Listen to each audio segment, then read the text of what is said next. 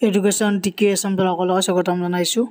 এই মুহূৰ্তত আহি পৰিছে এটা ডাঙৰ খবৰ আৰু খবৰটো হৈছে যে আমাৰ যিখিনি আশাকৰ্মী আছিল ৰাজ্যত প্ৰায় 33,656 গৰাকী আশাকৰ্মীৰ বাবে ভাল খবৰ।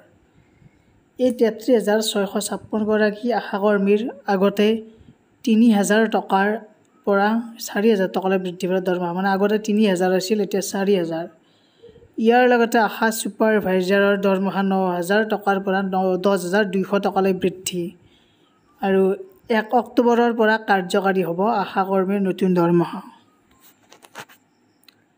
আৰু এবাৰ কৈ দিছোঁ, ৰাজ্যত 33,656 গৰাকী আশাকৰ্মীৰ বাবে ভাল খবৰ।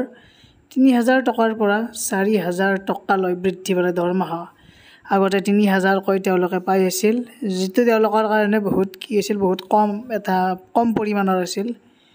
আৰু এতিয়া যিখিনি ছুপাৰভাইজাৰ আছে, ছুপাৰভাইজাৰৰ কামো বহুত থাকে যিহেতু, গতিকে তেওঁলোকৰ 9,000 টকা দৰমহা আছিল আৰু এতিয়া 10,200 টকা। আৰু এইখিনি তেওঁলোকে লাভ কৰিব 1 অক্টোবৰৰ পৰা কাৰ্যকাৰী কৰিব 1 অক্টোবৰৰ পৰা।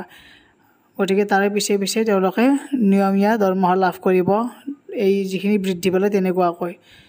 গতিকে এইটো এটা গুড নিউজ হয়। সকলোৱে শ্বেয়াৰ কৰি দিয়ক, লগতে ছাবস্ক্ৰাইব কৰি বেল আইকনটো প্ৰেছ কৰি ৰাখিব। ধন্যবাদ, থেংক ইউ।